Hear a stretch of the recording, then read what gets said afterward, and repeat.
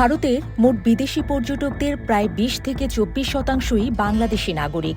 বাংলাদেশি পর্যটকদের উপর নির্ভর করেই টিকে রয়েছে সীমান্ত ঘেঁষা পশ্চিমবঙ্গের শিলিগুড়ির পর্যটন সংশ্লিষ্ট ব্যবসায়ীরা। তবে বাংলাদেশকে নিয়ে ভারত জুড়ে সাম্প্রতিক প্রতিহিংসার বিষবাষ্প শিলিগুড়িতেও ছড়িয়ে পড়েছে। বাংলাদেশ ও ভারতের মধ্যে কথিত রাজনৈতিক অস্থিরতা ও ভারত বিরোধী বক্তব্যের অভিযোগ তুলে বাংলাদেশি নাগরিকদের কাছে হোটেল রুম ভাড়া না দেওয়ার সিদ্ধান্ত নিয়েছে শিলিগুড়ির ব্যবসায়ীরা। শুক্রবার এক প্রতিবেদনে এই চাঞ্চল্যকর তথ্য জানিয়েছে ভারতীয় সংবাদ মাধ্যম টেলিগ্রাফ ইন্ডিয়া। বাংলাদেশিদের কাছে হোটেল রুম ভাড়া না দেওয়ার ঘোষণা দিয়েছে শিলিগুড়ির প্রভাবশালী সংগঠন বৃহত্তর শিলিগুড়ি হোটেল ব্যবসায়ী কল্যাণ সমিতি। হোটেল ব্যবসায়ীদের এই সংগঠনের পক্ষ থেকে জানানো হয়েছে, এখন থেকে পর্যটন, শিক্ষা কিংবা চিকিৎসা কোনো উদ্দেশ্যেই আসা কোনো বাংলাদেশিকে তাদের সদস্যভুক্ত হোটেলগুলোতে রুম বরাদ্দ দেয়া হবে না। শিলিগুড়ির মতো গুরুত্বপূর্ণ পর্যটন ও ব্যবসায়িক কেন্দ্রে এমন সিদ্ধান্ত দুই দেশের সাধারণ মানুষের যাতায়াতে বড় ধরনের প্রভাব ফেলবে বলে আশঙ্কা করা হচ্ছে।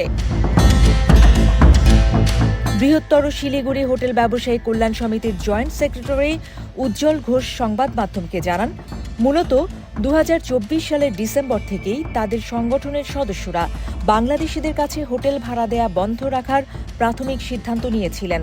তবে এতদিন পর্যন্ত মানবিক দিক বিবেচনা করে বাংলাদেশি শিক্ষার্থী এবং চিকিৎসার জন্য আসা অসুস্থ ব্যক্তিদের ক্ষেত্রে এই নিষেধাজ্ঞা কিছুটা শিথিল রাখা হয়েছিল। কিন্তু বর্তমান পরিস্থিতিতে বাংলাদেশে কথিত সহিংসতা এবং ভারত বিরোধী মনোভাব ক্রমাগত বাড়তে থাকায় তারা এখন থেকে পূর্ণাঙ্গ নিষেধাজ্ঞা কার্যকরের সিদ্ধান্ত নিয়েছেন। উজ্জ্বল ঘোষের দাবি, তাদের সংগঠনের অধীনে থাকা ১৮০টি হোটেল এই কঠোর নির্দেশনা মেনে চলবে। শিলিগুড়ির স্থানীয় সূত্রগুলো বলে, শুধু এই সংগঠনের ১৮০টি হোটেলই নয়, বরং সংগঠনের বাইরে থাকা আরও প্রায় ৫০টি হোটেলও বর্তমানে বাংলাদেশিদের কাছে কক্ষ ভাড়া দিচ্ছে না। ফলে শিলিগুড়ি শহরে বাংলাদেশিদের জন্য থাকার জায়গা পাওয়া এখন প্রায় অসম্ভব হয়ে দাঁড়িয়েছে। প্রতিবছর বিপুল সংখ্যক বাংলাদেশি পর্যটক নেপাল ও ভুটানে যাওয়ার ট্রানজিট হিসেবে কিংবা শিলিগুড়ির উন্নত চিকিৎসা কেন্দ্রগুলোতে সেবা নিতে সেখানে যাতায়াত করেন। ব্যবসায়ীদের এই আকস্মিক ও গণনিষেধাজ্ঞার ফলে সবচেয়ে বেশি বিপাকে পড়েছেন জরুরি চিকিৎসার প্রয়োজনে আসা সাধারণ মানুষ এবং অভিভাবকহীন শিক্ষার্থীরা।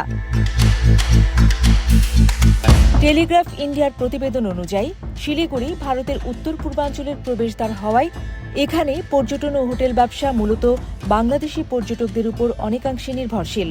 বাংলাদেশিদের নিয়ে ব্যবসায়ীদের এমন কট্টর অবস্থান স্থানীয় অর্থনীতিতে দীর্ঘমেয়াদী নেতিবাচক প্রভাব ফেলতে পারে বলেও মনে করছেন অনেক বিশ্লেষক। তবে শিলিগুড়ির হোটেল মালিকদের দাবি, জাতীয় স্বার্থ এবং সাম্প্রতিক রাজনৈতিক পরিস্থিতির পরিপ্রেক্ষিতে তারা এই ব্যবসায়িক ক্ষতির ঝুঁকি নিতেও প্রস্তুত। এই সিদ্ধান্তের ফলে দুই দেশের মধ্যকার সৌহার্দ্যপূর্ণ সম্পর্ক এবং সাধারণ মানুষের যাতায়াতে এক বড় ধরনের দেয়াল তৈরি হয়েছে বলে ধারণা করা হচ্ছে।